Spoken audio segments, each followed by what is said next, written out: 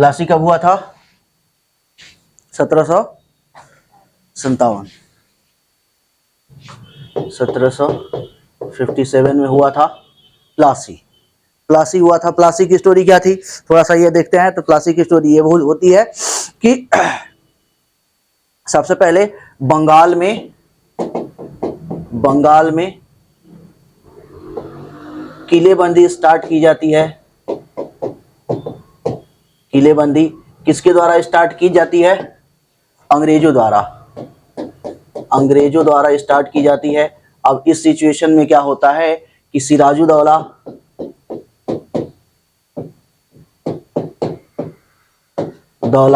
React करते हैं, जिसमें अंग्रेज हारते हैं। हारने के बाद ब्लैक होल इवेंट होता है। ब्लैक होल की घटना होती है 1757 में ही घटना होती है ब्लैक होल की घटना। ब्लैक होल की घटना क्या है? तो 14/10 के कमरे में जो है कि अप्रॉक्स 146 लोगों को जो है कि क्या किया जाता है, डाल दिया जाता है, जिसमें अगले दिन सिर्फ 23 लोग जो है कि उसमें से जिंदा निकलते हैं। उसमें से एक पर्सन थे हॉलवेल। कौन थे?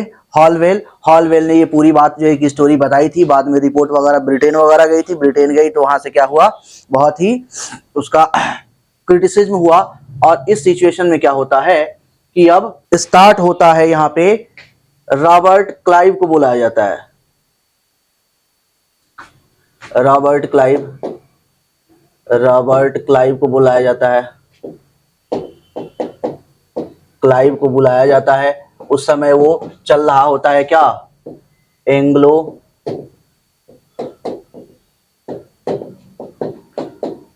कर्नाटका वार चल रहा था। थर्ड एंग्लो कर्नाटका वार चल रहा था। उस समय जो है कि जीत जाते हैं। जीतने के बाद वहां से फिर जो है कि रॉबर्ट क्लाइव को बुलाया जाता है। रॉबर्ट क्लाइव सबसे पहले क्या करता है, मानिक चंद्र से क्या करता है, फिर से वो प्लेस जो दिया गया रहता है किसे, अंग्रेजों से छीन के वो मानिक चंद को दे दिया जाता है। तो सबसे पहले रॉबर्ट क्लाइव इनको पैसे वगैरह देके, घूस वगैरह खिला के वो एरिया क्या करते रहे, कब्जे में ले लेता है। कब्जे में लेने के बाद नेक्स्ट सिचुएशन क्या होता है, ये नाम याद रखना है, मानिक चंद। उसके बाद नेक्स्ट जो है कि स्टोरी ये रहती है कि उसके बाद इन्हीं के थ्रू इन्हीं को मीडिएटर बनाता है, ब्रोकर, है ना। और कहता है कि सिराजुद्दौला को क्या कीजिए, इनवाइट कीजिए।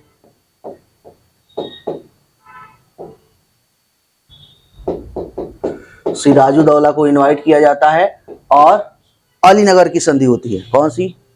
अलीनगर की संधि। अलीनगर की संधि होती है। अलीनगर की संधि किसके किसके बीच होती है? अलीनगर की संधि किसके किसके बीच होती है? संधि किसके किसके बीच? तो सिराजुद्दौला और रॉबर्ट क्लाइव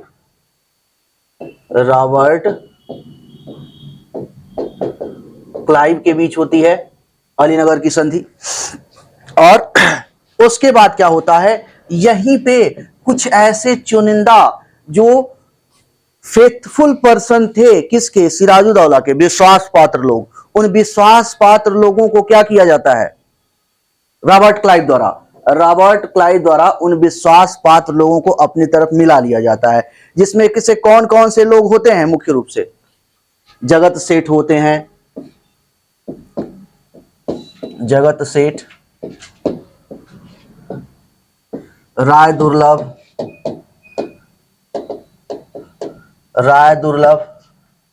मीर जाफर,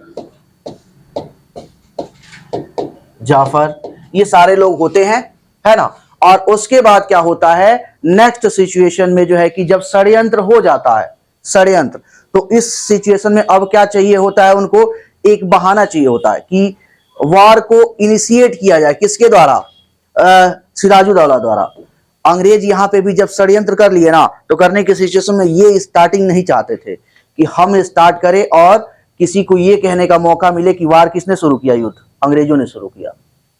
तो इसके लिए वो क्या करते हैं कि फ्रांसीसियों के कुछ क्षेत्र होते हैं, फ्रांसीसियों के क्षेत्र पे क्या करते हैं, कब्जा कर लेते हैं।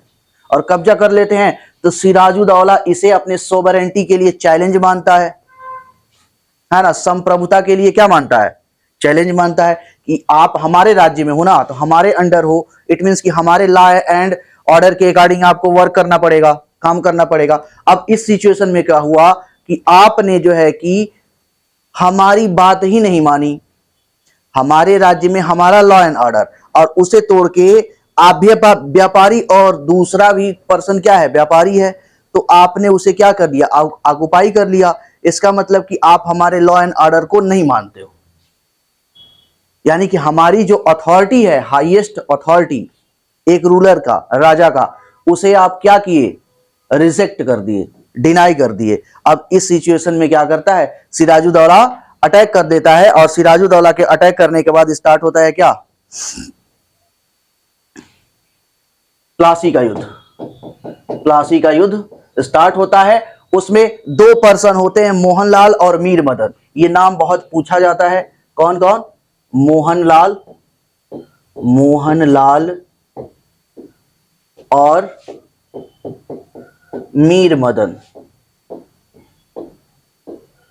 मदन, मीर मदन। ये दो पर्सन होते हैं, बहुत ही महत्वपूर्ण पर्सन होते हैं, दो लोग, मोहनलाल और मीर मदन, है ना। यही लोग क्या करते हैं, यही लोग पूरा रॉबर्ट क्लाइव का जो षड्यंत्र था ना, षड्यंत्र था, उसे पलट देते हैं। अब होता क्या है, देखिए, आप जहां रहते हो ना, आपके मोहल्ले में, चाहे आपके फ्रेंड सर्किल में, चाहे आपका ऑफिस में, चाहे आपका क्लासरूम में, कोई भी हो, तो आपके यहाँ पे बहुत सारे जो है कि आपके सहयोगी भी होंगे, बहुत सारे लोग आपको जो है कि नापसंद करने वाले भी लोग होंगे। दोनों तरीके के लोग क्या होते हैं, साथ साथ होते हैं।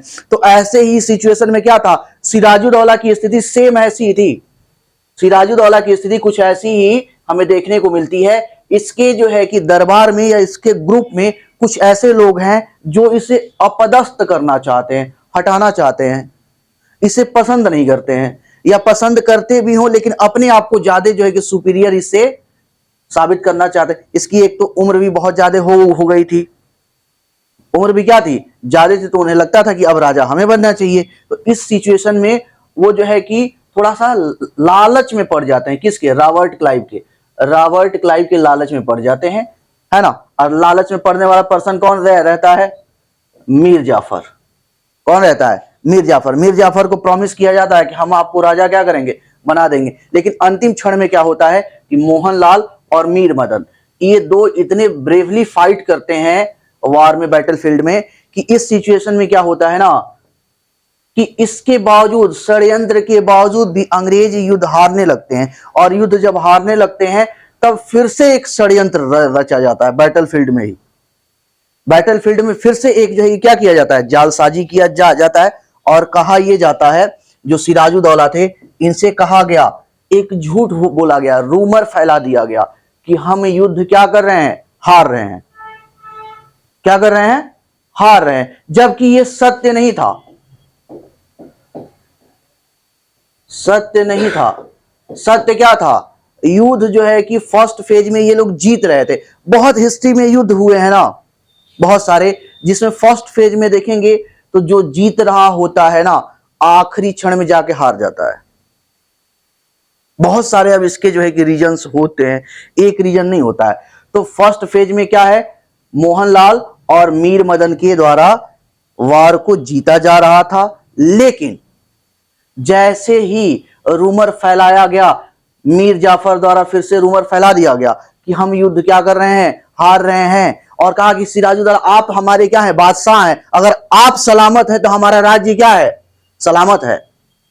तो हम आपको बचाना चाहते हैं और हम चाहते हैं कि आप युद्ध के मैदान से बाहर जाएं, क्योंकि अगर आप सलामत रहेंगे तो अंग्रेजों से युद्ध हम दोबारा भी कर सकते हैं, कोई दिक्कत वाली बात नहीं है। अब सिराजुद्दौला को कन्विंस कर लिया गया, कन्विंस कर लिया गया, और कुछ जो है कि सैनिकों के द्वारा इनको बैटलफील्ड से बाहर भेज दिया गया। अब उसमें भी क्या हुआ, सीक्रेट रास्ते से, खुफिया रास्ते से भेजा गया, और उस खुफिया रास्ते की जानकारी मीर जाफर पहले से ही दे चुका था, किसे, अंग्रेजों को, अंग्रेजों को दे चुका था, अंग्रेजों को। और जब पहले से ही दे चुका था, तो अंग्रेजों की, ब्रिटिश गवर्नमेंट की एक टुकड़ी वहां ऑलरेडी पहले से ही क्या कर रही थी, वेट कर रही थी सिराजुद्दौला का। और जैसे ही सिराजुद्दौला गए वैसे ही उनको क्या किया गया, अरेस्ट कर लिया गया, और अरेस्ट करने के बाद उन्हें मार दिया गया। और इस तरीके से क्या हो गया, सिराजुद्दौला का अंत हो गया। अब उसके बाद 25 जून 25 जून 1757 में क्या होता है, जो मीर जाफर थे, मीर जाफर अपने आप को एज ए रूलर अनाउंस कर देते हैं। कहां पे, बैटलफील्ड में ही, युद्ध के मैदान में ही।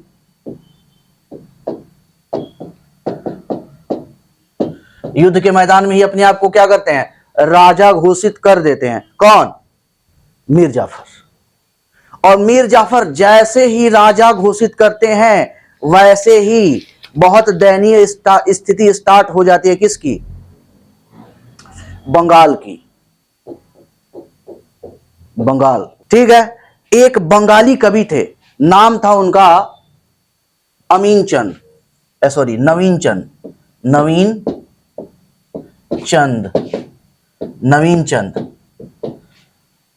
नवीन चंद अपनी रचना करते हैं, और उस रचना में एक बात लिखते हैं कि प्लासी के युद्ध के बाद ही बंगाल के बुरे दिन की शुरुआत हो गई। और कैसे हुई, तो अब यहां पे क्या हुआ ना, जैसे ही मीर जाफर राजा बना, ये पर्सन जैसे ही राजा बना, ये मीर जाफर राजा बनने के साथ ही अब क्या करेगा, किसके हेल्प से राजा बना है, रॉबर्ट क्लाइव के, रॉबर्ट क्लाइव के हेल्प से। अब इस तरीके के लोगों को क्या बोलते हैं, king maker, king maker, king maker बोलते हैं, है ना। आज भी एक दिन आपको क्लास में बताया था कि आज भी देखा जाए तो हमारे जो है कि पॉलिटिकल सिस्टम, भले ही हम डेमोक्रेसी में हैं, लेकिन आज भी किंग मेकर की भूमिका में कौन है, कौन लोग हैं, सबसे प्रोमिनेंट रोल में किंग मेकर के रोल में कौन है कंट्री में। हमारे डेमोक्रेटिक कंट्री है, इसमें जो है किंग मेकर के रोल में कौन है, जनता थोड़ी है, वो तो बस शोपीस है। इंडस्ट्रियलिस्ट कौन है, इंडस्ट्रियलिस्ट। बाजार का इतना ज्यादा प्रभाव है ना। बाजार का प्रभाव कैसे समझेंगे, बाजार का प्रभाव, ठीक है। पहले जैसे टॉयलेट बनते थे, है ना, टॉयलेट बनते थे तो मैनुअल उनका जो है कि रेगुलेशन होता था, फ्लश वगैरह सिस्टम नहीं था। तो पानी वेस्टेज क्या होता था, कम होता था, पानी का नुकसान कम होता था, ठीक है। अब जो है कि फ्लश आ गया तो उसमें पानी वेस्टेज ज्यादा होने लगा, तो तो एक तो फ्लश का मार्केट बढ़ गया, ठीक है। उसके बाद अब क्या हुआ कि अब पानी ज्यादा वेस्ट होने लगा, तो पानी को रीयूज करने लायक जो है कि बनाने के लिए अब प्यूरिफायर सिस्टम आना चाहिए, तो वो भी एक बाजार बन गया। यानी कि रीयूज के लिए क्या किया गया, एक सिस्टम लेके आया गया, वो अभी एक मार्केट बन गया। अब इसी के तरीके से टंकी यहाँ पे बहुत सारे, अब जैसे एक और एग्जांपल ले सकते हैं। पहले आता कोलगेट, पहले आता था, पहले सारे लोग क्या करते थे, ज्यादातर लोग दातून करते थे। अभी सिचुएशन में पहले आया क्या, कोलगेट, और कोलगेट का सबसे पहले यही और खूब प्रचार हुआ। इसे भी पहले आता था क्या, लाल दत्तमंजन पाउडर वाला। कोलगेट भी पहले पाउडर में ही आया, फिर जो है कि पेस्ट में आया। अब इस सिचुएशन में क्या हुआ, अब लोगों को लगा अपना स्टैंडर्ड शो करने में कि अच्छा है, इसको पहले क्या करते हैं, यूज करते हैं। फिर बाद में क्या हुआ, इसमें बहुत सारे केमिकल वगैरह, या ये कह लीजिए कि फैक्ट्री ओरिजिनेटेड था, तो इससे बहुत सारे नुकसान होने लगे, और नुकसान होने लगे तो उसमें नेचुरल चीजें इंक्लूड की जाने लगी, है ना। नेचुरल चीजें, साल्ट हो गया, उसके बाद क्या हो गया, कोल पाउडर, और उसके बाद जो है कि ऑयल वगैरह, नीम, उसके बाद लौंग वगैरह, वन बाय वन जो है कि एक एक चीजें ऐड करते गए हमेशा। और हमेशा जो है कि अपग्रेड करके नए नए चीजें लेते आ रहे, और जिसको हम पहले से ही ऑलरेडी डायरेक्टली क्या करते थे। अब जैसे नीम आप यूज कर रहे हो, चाहे साल्ट यूज कर रहे हो, तो पहले के लोग क्या करते थे, कोलगेट की जगह साल्ट और नमक हाथ पे लिए, दातुन से रगड़ दिए, हो गया। अब वही चीज इसमें क्या किया, आप इसमें इंक्लूड कर दिए। तो एक तरीके से तो पहले तो आपकी जो नेचुरल आदत थी उसे क्या किया गया, छुड़ाया गया, है ना। और फिर उसके बाद क्या हुआ, धीरे धीरे फिर मार्केटिंग के थ्रू उन्हीं चीजों को उसमें इंक्लूड किया गया अलग अलग फॉर्मेट में। सेम ऐसे ही होता है कहां पे, अब इसी से रिलेटेड होता है इंडस्ट्रियलिस्ट, और इंडस्ट्रियलिस्ट के पास पैसा होता है, और वो पैसा चाहिए किसे, पॉलिटिशियन को, किसके लिए, चुनाव लड़ने के लिए और चुनाव जीतने के लिए, है ना। तो गवर्नमेंट के, इसीलिए गवर्नमेंट के बहुत सारे स्कीम्स देखेंगे ना, तो औद्योगिक घरानों को प्रॉफिट दिलाने के लिए होते हैं बहुत सारे स्कीम्स। और इस पे बहुत बार जो है कि विवाद भी होता है, जो अपोजिशन होता है वह हमेशा इसी पे फोकस करता है। कैसे राहुल गांधी बोलते हैं कि ये किसकी सरकार है, अंबानी की सरकार है, ये अडानी की सरकार है, हमारी तो सरकार है ही नहीं। तो इस तरह का सीन होता है। तो ऐसे ही किंग मेकर के भूमिका में थे कौन, रॉबर्ट क्लाइव, और रॉबर्ट क्लाइव थे तो इनको भी फैसिलिटी चाहिए, तो इनको भी बड़े लेवल पे क्या किया गया, मीर जाफर के द्वारा बड़े लेवल पे गिफ्ट दिए गए, पैसे दिए गए, एरिया दिए गए, कुछ एरिया। अब कुछ एरिया इन्हें परमानेंट रूप से दे दिया गया, है ना, कुछ परगने की जमींदारी परमानेंट रूप से इन्हें दे दिया गया। उसके बाद सैनिकों के लिए भी बहुत सारे जो है कि पैसे दिए गए। ये सारा काम होने लगा और फिक्स हो गया कि हर साल हम क्या करेंगे, आप हमें गिफ्ट देते रहेंगे। अब इसके लिए बड़े स्तर पे पैसा चाहिए, है ना। तो एक टाइम ऐसा आया कि मीर जाफर पैसा देते देते क्या हो गया, थक गया, है ना। कितना पैसा, कोई भी राजा है तो वो क्या करेगा, अपनी प्रजा को भी तो देखना है ना, सिविलियन को भी देखना है, टेकल करना है उन्हें, सिविलियन को भी देखना है, उनकी जो नीड्स हैं, बेसिक नीड्स, उनका भी ख्याल करना है। अब इस सीन में क्या हो जाएगा कि अब धीरे धीरे धीरे धीरे क्या हो जाएगा, जो ट्रेजर है, जो ट्रेजरी है, खजाना है, वो क्या होता जाएगा, खाली होता जाएगा। क्यों, क्योंकि एक्स्ट्रा बर्डन है ना, फैसिलिटी देनी पड़ रही है अंग्रेजों को, रॉबर्ट क्लाइव मेन रूप से ब्रिटिश गवर्नमेंट को देना पड़ रहा है। तो धीरे धीरे खाली होगा और वो हम फैसिलिटी, बेसिक नीड्स नहीं दे पाएंगे, किसे, सिविलियन को। तो सिविलियन को नहीं दे पाएंगे तो सिविलियन क्या होंगे, जो नागरिक हैं वो क्या होंगे, नाराज होंगे, और नाराज होंगे तो राजा का अस्तित्व तो नागरिकों से ही है, प्रजा से ही है, और जब प्रजा से है तो प्रजा नाखुश तो राजा नाखुश। तो अब इस सिचुएशन में क्या होगा, अब एक टाइम ऐसा आएगा कि मीर जाफर क्या करेंगे, पैसा देना धीरे धीरे मना करने लगेंगे। और जैसे ही मीर जाफर ने पैसा देना या गिफ्ट देना मना किया, वैसे ही अंग्रेजों ने कहा कि नहीं, गलत बात, तुम गलत आदमी हो, इसीलिए तुम्हें हम राजा थोड़ी बनाए थे। राजा हम किस लिए बनाए थे, राजा तो हम आपको इसलिए बनाए थे कि आप क्या करेंगे, हमें बहुत सारी फैसिलिटी देंगे, हमें गिफ्ट देंगे, हमें पैसे देते रहेंगे, कंटिन्यूअस हमारा जो है कि इनकम क्या होगा, बढ़ता रहेगा। अगर आप हमें गिफ्ट दे ही नहीं सकते, पैसा दे ही नहीं सकते, तो आपके राजा बनने का कोई या राजा रहने की कोई मतलब है नहीं। तो इनको हटा दिया जाता है और इनके दामाद मीर कासिम, मीर कासिम को राजा बना दिया गया। मीर जाफर के बाद राजा कौन बना, मीर कासिम, ठीक है। और मीर कासिम राजा बना तो मीर कासिम भी एक क्या था, पपेट रूलर था, पपेट रूलर, कठपुतली जो है कि शासक था। इन्होंने भी क्या किया, बड़े स्तर पे देना शुरू किया ब्रिटिश गवर्नमेंट को, और ये भी एक टाइम आया कि देते देते क्या हो गए, थक गए। और देते देते थक गए ना, तो इन्हें याद आया कि देखो मीर जाफर थे हमारे ससुर जी, वो अंग्रेजों को पैसा देने से क्या किए, मना, और मना किए तो उन्हें क्या किया गया, हटा दिया गया। तो हम मना नहीं कर सकते, पहले ये ऑप्शन हमारे पास नहीं है ना। तो सबसे पहले क्या किया इन्होंने, जो है कि अपनी राजधानी, जो उस समय थी मुर्शिदाबाद थी, तो राजधानी मुर्शिदाबाद से शिफ्ट कर ली कहां पे, मुंगेर मुंगेर। कहां शिफ्ट कर ली?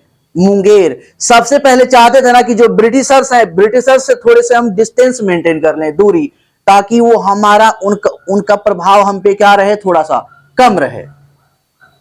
ठीक है, तो पहले दूर गए और दूर जाने के बाद फिर अब धीरे धीरे कटौती करने लगे कि भाई हम आपको इतना ज्यादा नहीं दे सकते, हमें अपनी प्रजा को भी क्या करना है, ख्याल रखना है।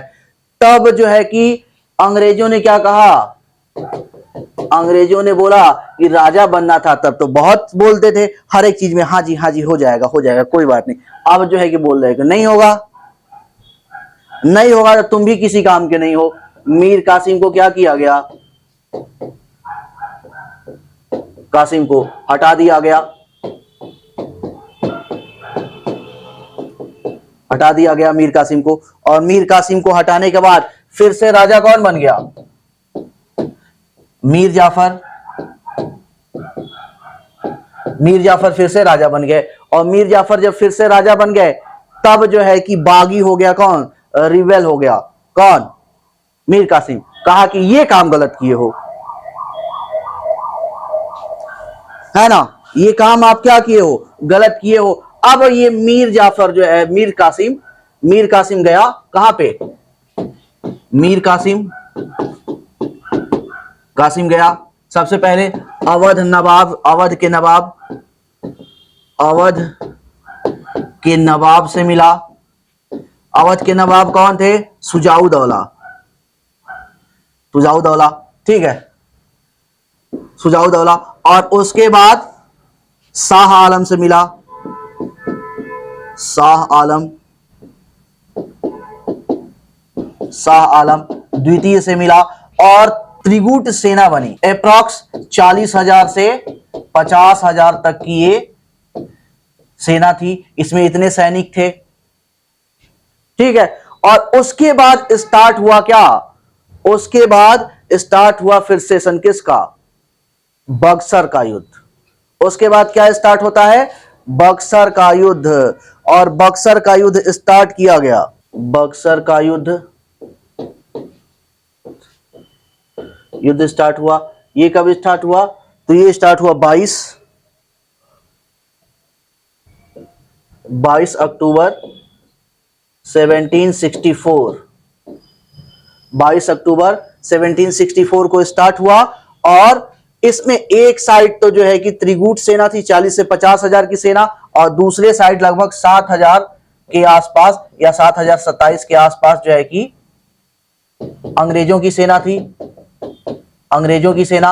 अब युद्ध हुआ और युद्ध में जो है कि ये त्रिगुट सेना हार गई, त्रिगुट सेना क्या हो गई, हार गई। यानी कि इन तीनों की जो ज्वाइंट आर्मी थी, ज्वाइंट आर्मी हार गई। अब इस सिचुएशन में, हारने के सिचुएशन में क्या किया गया, हारने की सिचुएशन में अब युद्ध का लास्ट जो है कि रिजल्ट क्या होता है, तो एग्रीमेंट, समझौता, संधि किया गया। उसके बाद इलाहाबाद की संधि या प्रयागराज की संधि की गई। कब की गई, तो 1765 में, 1765 में।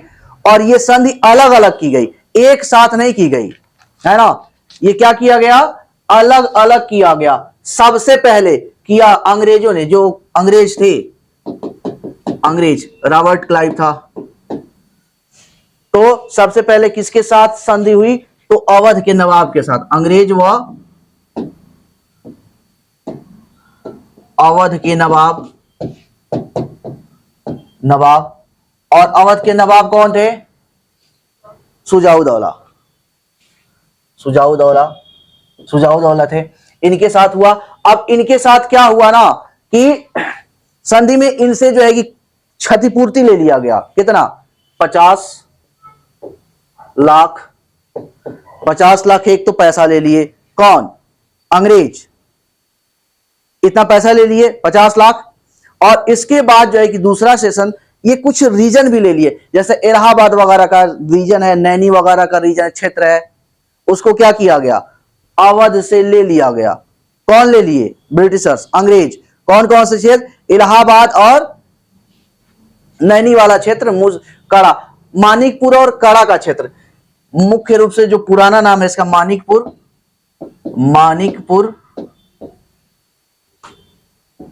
मानिकपुर व कड़ा का क्षेत्र, कड़ा का क्षेत्र अवध का एक पार्ट था, अवध का एक पार्ट था मानिकपुर व कड़ा, है ना। अवध का क्षेत्र कौन सा था, मानिकपुर व कड़ा, और इसको जो है कि ले लिया गया, छीन लिया गया। कौन छीने, अंग्रेज छीन लिए, अवध से समझौते में ले लिया गया या छीन लिया गया, जो जो कहना आप कह लीजिए, और 50 लाख रुपए। अब इस सीजन में इसके जो है कि आगे क्या होता है कि उसके बाद दूसरे, ये तो पहला फेज है, फर्स्ट फेज। सेकेंड फेज में क्या होता है, तो सेकेंड फेज में अब अंग्रेज किससे समझौता किए, अंग्रेज व शाह आलम।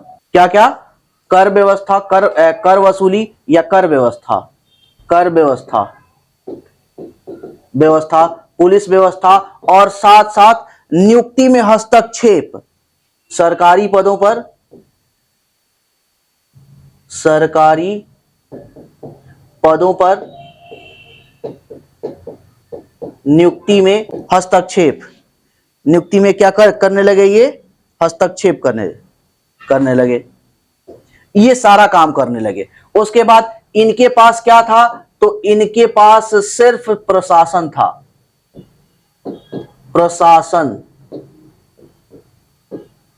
का कार्य, कार्य क्या था, सिर्फ प्रशासन का कार्य। ये कुछ ऐसा ही है जैसे हमारे घर का सिस्टम चलता है। हमारे घर का सिस्टम कैसे चलता है, हमारे घर का सिस्टम कैसे चलता है, घर में दो लोग प्रोमिनेंट रोल में होते हैं, कौन, एक होते हैं पिताजी और एक होती है माताजी, है ना। इसी हिसाब से हमारा घर का रेगुलेशन होता है। पिताजी का वर्ग क्या होता है, इनकम, आय, आय का, है ना। बाहरी जो अगर कोई मैटर है, बाहरी मुद्दे, बाहरी मुद्दे की बात करना, है ना, जो मैनेज होगा वो देखने का। और घर के प्रशासन का कार्य किसका होता है, घर के प्रशासन का कार्य किसका होता है, माताजी का। घर में क्या है, क्या नहीं है, किस चीज की कमी है, कौन सा गेस्ट आने वाला, गेस्ट आएगा तो उसे क्या दिया जाएगा, है ना। सारा जो है कि ये प्रशासन का कार्य कौन करती है, माताजी।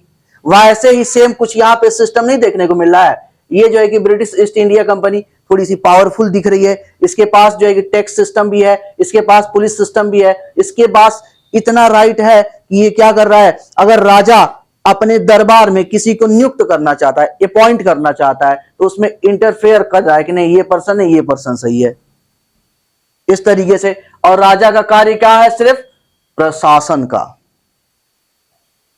ठीक है। इसी को बोलते हैं क्या, द्वैत शासन। द्वैत शासन मतलब दो लोगों का शासन। द्वैत शासन से क्या मतलब है, डायरची इन बंगाल, इंग्लिश में कहते हैं डायरची, डायरची इन बंगाल, है ना।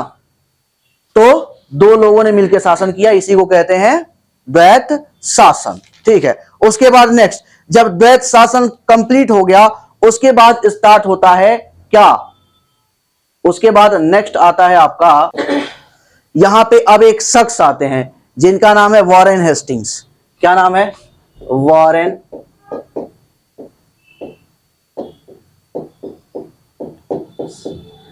Warren Hastings. कौन आते हैं, वॉरेन हेस्टिंग्स। कब आते हैं, 1772 में। कब आए, 1772 में। और ये साथ आते आते ही क्या लेके आए, रिंग फेंसिंग पॉलिसी, घेरे की नीति, घेरे की नीति, ring fencing policy, ring fencing policy, policy, ring fencing policy लेके आते हैं, घेरे की नीति। और घेरे की नीति क्या है, घेरे की नीति क्या है, फटाफट बताइए, घेरे की नीति क्या है। एंगेजमेंट सिस्टम होता है शादी में, शादी में क्या होता है, एंगेजमेंट सिस्टम। अच्छा, इससे पहले भी जो है कि एक सिस्टम होता था शादी विवाह में, जिसे बोलते थे छेका। क्या बोलते थे, छेका, छेका। छेका मतलब अगर कोई पर्सन, हमें जो है कि क्या हुआ, शादी की बात चली और सारा सिस्टम बैठ गया, लेकिन हम चाहते हैं कि अभी शादी ना हो, चाहे लड़का लड़की चाहते हैं कि अभी शादी ना हो, तो फिर क्या कर देते, फिक्स कर देते थे, है ना। या फिर ये होता था कि अभी भी कुछ ये होता है सिस्टम कि मान लीजिए लड़का हो या लड़की हो, दोनों की सिचुएशन में ये होता है, अगर ये लगता है कि लड़का बहुत जो है कि सक्सेस होगा आगे चल के, तो बहुत सारे लोग जो चालाक होते हैं ना, पहले ही क्या करते हैं, उससे छेका कर लेते हैं, ठीक है, ताकि कम खर्चे में सारा चीज क्या हो जाए, निपट जाए। और इसी को क्या बोलते हैं, इसी को हिस्ट्री में आप समझ लीजिए क्या, घेरे की नीति। क्या कीजिए, घेरे की नीति, यानी हमारा जो है, जिसे हम चाह रहे हैं, उसे क्या कर लिया हमने, प्रोटेक्ट कर लिया, अपने लिए संरक्षित कर लिया हमेशा के लिए, ठीक है। ऐसे ही सेम जो रीजन जीता गया था, और जीता कौन सा रीजन गया था, बंगाल का, कौन सा, बंगाल का रीजन जीता गया था, और बंगाल के रीजन को ही क्या किया गया, प्रोटेक्ट किया गया, घेरा गया, किसके थ्रू, किसके थ्रू, तो ये बंगाल है, यहां पे देखेंगे तो ये आपका बंगाल है, ये बंगाल, बंगाल वाला रीजन है, बंगाल वाला रीजन। इधर देखेंगे तो ये अवध वाला रीजन है, इधर अवध, अवध। इधर नीचे आएंगे तो हैदराबाद है, हैदराबाद,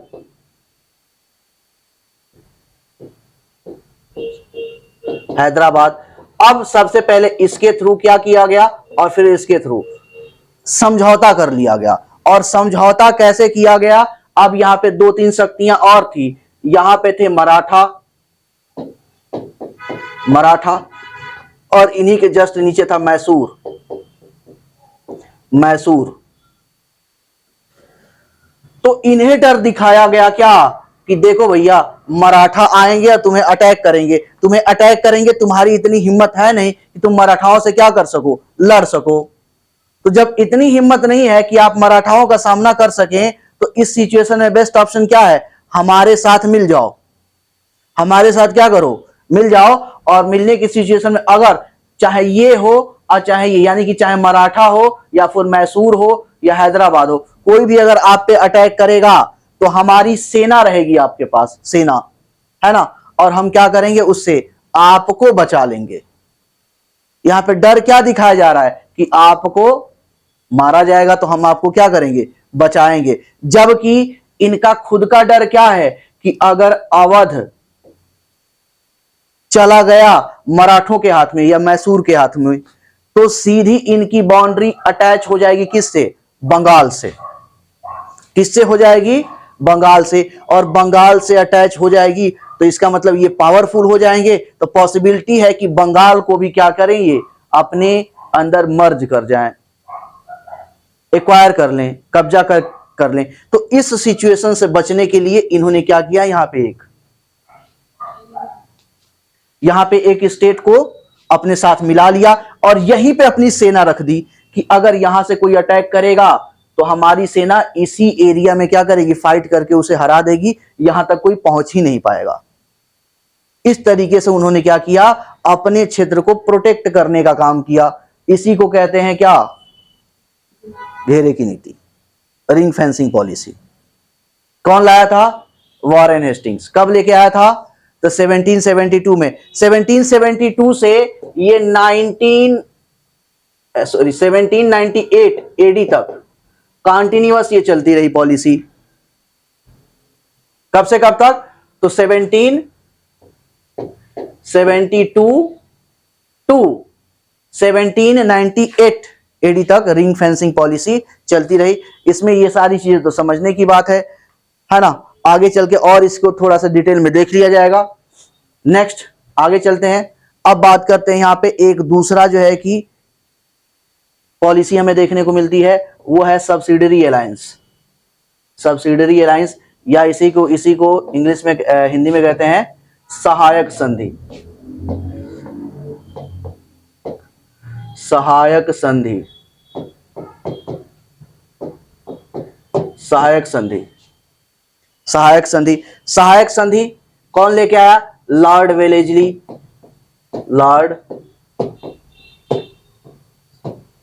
लॉर्ड वेलेजली लेके आया। कब लेके आया, तो 1798 टू 1811 एडी तक यह चलता रहा, सहायक संधि। अब सहायक संधि क्या है? सहायक संधि क्या है? तो सहायक संधि में दो तीन पॉइंट बहुत इंपॉर्टेंट है जो पूछे जाते हैं। सबसे पहले क्या कहा गया? कहा यह गया कि राजा अपनी कोई सेना नहीं रखेगा, अंग्रेज अपनी सेना देंगे। राजा की सेना के स्थान पे, राजा की सेना के स्थान पर ब्रिटिश ईस्ट इंडिया कंपनी की सेना होगी कहां पे? राजा के दरबार में। और उसका खर्च कौन उठाएगा? खर्च राजा उठाएगा। खर्च कौन उठाएगा? राजा। देखो कितने चालू हैं।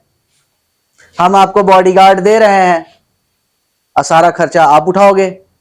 इतने तक नहीं रुके, उसके बाद क्या कहे कि अगर आप किसी विदेशी राज्य से संबंध बनाना चाहते हो तो हमसे पूछोगे पहले। अगर किसी विदेशी राज्य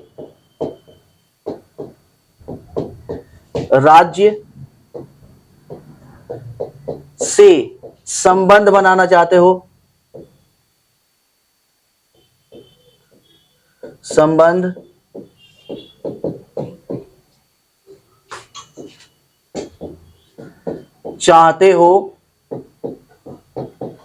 तो हमसे क्या करेंगे?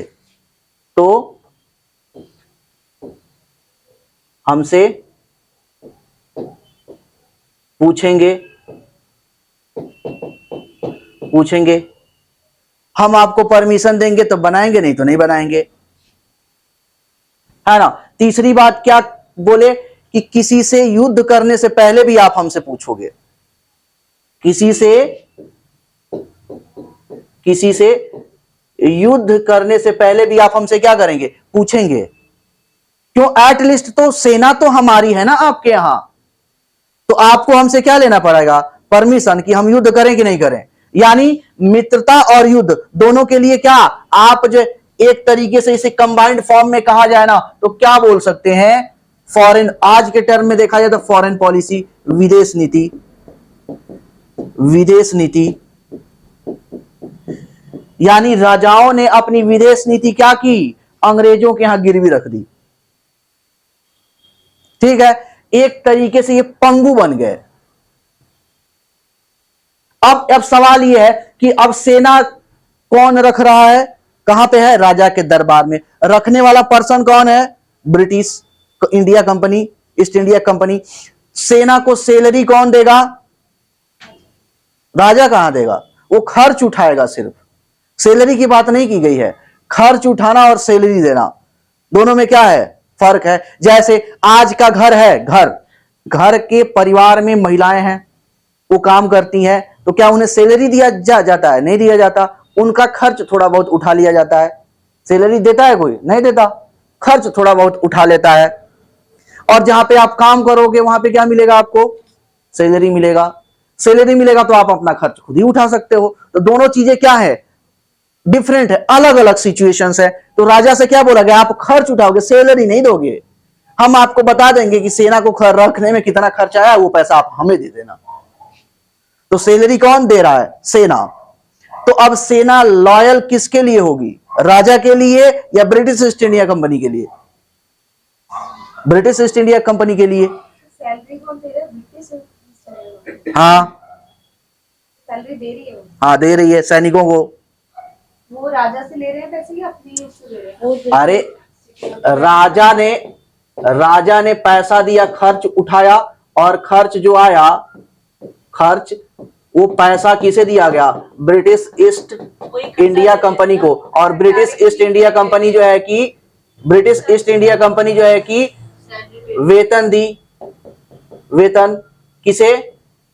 सेना को। डायरेक्टली सेना को नहीं दे रहे हो, ब्रिटिश ईस्ट इंडिया कंपनी। हाँ, तो अब सेना लॉयल किसके लिए होगी? ब्रिटिश ईस्ट इंडिया कंपनी को। राजा से कोई मतलब ही नहीं है ना। अगर से जो है कि ब्रिटिश ईस्ट इंडिया कंपनी बोली कि युद्ध करना है तो सेना तैयार, और राजा बोला तो बोला कि रुको अभी पूछ के आते हैं युद्ध करना है कि नहीं। आप हमारे हाईएस्ट अथॉरिटी थोड़ी हो, है ना। ये सारी सिस्टम यहां पे देखने को मिलता है। तो इस तरीके से ये दोनों चीजें क्या होती हैं, अलग अलग जो है कि हो जाती हैं। इसी सिस्टम को बोला जाता है क्या? सहायक संधि, या इंग्लिश में कहते हैं सब्सिडरी अलायंस। क्या कहते हैं? Subsidiary alliance. ठीक है, नेक्स्ट आगे देखते हैं। अब सब्सिडरी अलायंस सबसे पहले किया किसके साथ गया? सब्सिडरी अलायंस सहायक संधि। सहायक संधि किसके साथ सबसे पहले की गई? तो सबसे पहले की गई हैदराबाद, और दूसरा जो है कि राज्य था मैसूर। सबसे पहले हैदराबाद, हैदराबाद, और उसके बाद दूसरा मैसूर, मैसूर के साथ की गई। और अवध की बात करें, अवध, अवध, अवध, अवध पहले से ही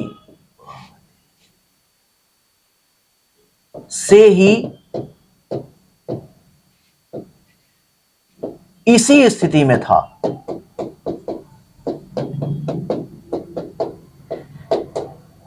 स्थिति में था, पहले से ही क्या था? इसी स्थिति में था। याद कीजिए, अवध के नवाब के साथ समझौता हो गया था कब? 1765 में, जब बक्सर का युद्ध हारे थे। उसी समय ये सारा काम जो है कि हो गया था वहां पे, कि हम आप क्या करेंगे। अवध के जो है कि अभी बताए थे ना घेरे की नीति, घेरे की नीति में क्या हुआ था? अवध के साथ यही हुआ था। सेना ऑलरेडी कहां पे थी? अवध के दरबार में थी। तो सहायक संधि आने से पहले ही सहायक संधि इंपोज कर दी गई थी। किस पे? अवध पे। लेकिन ये ऑफिशियल नहीं है। ऑफिशियल फर्स्ट कौन सा है? फर्स्ट हैदराबाद, और दूसरा मैसूर। ठीक है, अब उसके बाद यहां से स्टार्ट हो जाता है, यहां से स्टार्ट हो जाता है आपका आंग्ल मैसूर युद्ध। आंग्ल मैसूर युद्ध या मैसूर साम्राज्य। तो कुल मिला के देखा जाए तो लगभग 8 आंग्ल मैसूर युद्ध हुआ है, अलग अलग 8 अलग अलग आंग्ल मैसूर युद्ध हुआ है। इसमें सबसे पहले क्या होता है, इसको थोड़ा सा देख लेते हैं इस तरीके से। अब इसमें देखते हैं तो इसमें थोड़ा सा चीजें देख लेते हैं। यहां पे ये क्या है? बंगाल, बंगाल है, बंगाल है ना। यहां पे है अवध, अवध। यहां पे है हैदराबाद,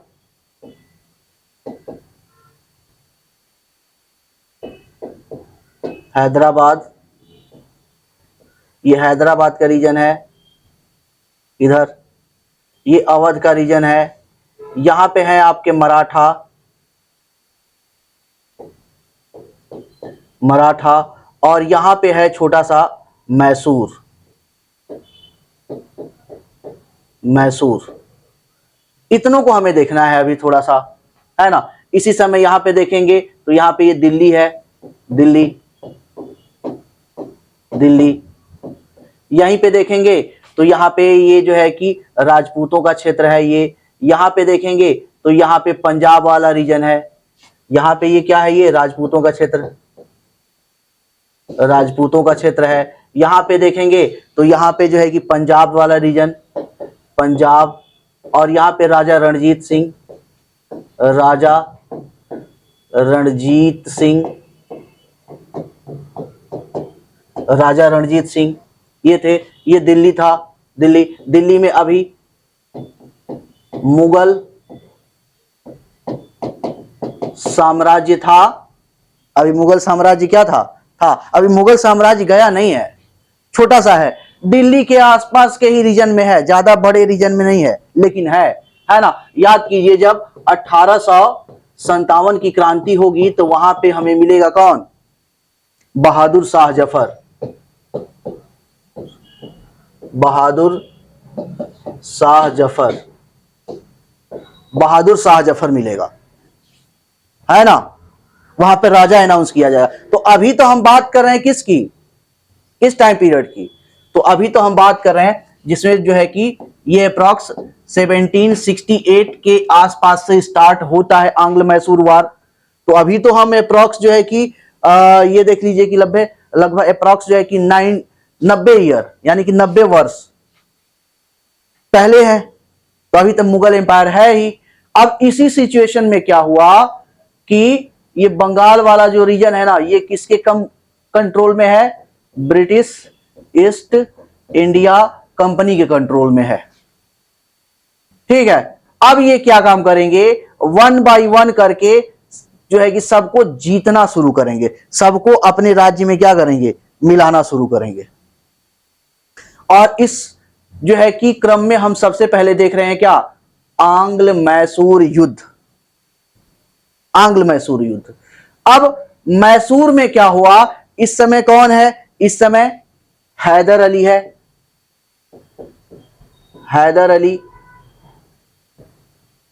हैदर अली। और हैदर अली के बाद कौन आएगा? कौन आएगा? टीपू सुल्तान। सुल्तान आएगा, टीपू सुल्तान, ये आ जाएगा। अब यहां पे बात ये है कि अब ये जो है ना, ये आपस में लड़ रहे हैं। कौन? लड़ाई तीन लोगों के बीच चल रही है। किसके किसके बीच? इन तीनों के बीच लड़ाई चल रही है। इन तीनों के बीच कौन कौन? मराठा, मराठा, हैदराबाद, हैदराबाद और मैसूर। मैसूर, इन तीनों के बीच में लड़ाई चल रही है। और इन तीनों के बीच का लड़ाई का फायदा उठा लेंगे कौन? अंग्रेज, है ना? ठीक है, तो यही बात है। अब इसके बाद थोड़ा सा डिटेल में जाना पड़ेगा। तो आज की क्लास में इतना ही।